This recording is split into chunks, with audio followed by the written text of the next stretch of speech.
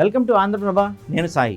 తెలంగాణలో అసెంబ్లీ ఎన్నికలు పూర్తయిన తర్వాత బీఆర్ఎస్ రాజకీయంగా దెబ్బ మీద దెబ్బ తగులుతుందనే చర్చ రాజకీయ వర్గాల్లో బలంగా వినిపిస్తుంది.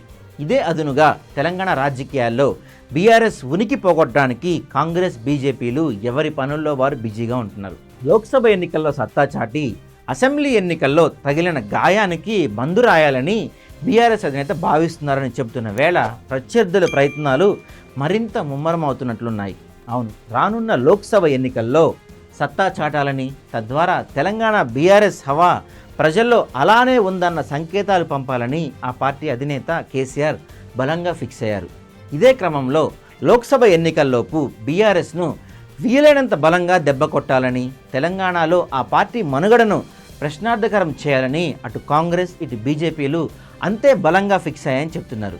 ఈ సమయంలో ఈ పథకాల్లో భాగంగా లోక్సభ ఎన్నికల కోసం బీఆర్ఎస్ అభ్యర్థుల్లో ఒకరైన ఖమ్మం సీనియర్ నేత నామా నాగేశ్వరరావుని కోల్పోయే అవకాశం ఉందనే విషయం ఇప్పుడు తెరపైకి వచ్చింది. తాజాగా ఈ విషయంపై రాజకీయ వర్గాల్లో బలమైన చర్చ నడుస్తుంది. ఇందులో భాగంగా ఖమ్మం సిట్టింగ్ ఎంపీ నామా నాగేశ్వరరావు మళ్ళీ బీఆర్ఎస్ నుంచి బరిలో దిగుతారని కేసీఆర్ స్వయంగా ధృవీకరించిన సంగతి తెలిసిందే. ఇలా స్వయంగా పార్టీ అధినేతే తన అభ్యర్థిత్వాన్ని ధృవీకరించినప్పటికీ ఆయన పార్టీని వీడి బీజేపీలో చేరే అవకాశం ఉందని తెలుస్తుంది.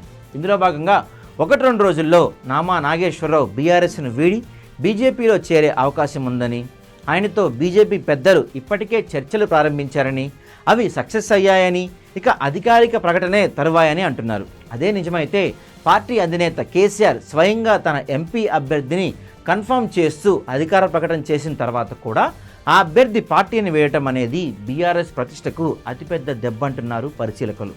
మరి ఈ పరిణామాలను పార్టీ అధినేత కేసీఆర్ ఎలా ఎదుర్కొంటారనేది వేచి చూడాలి.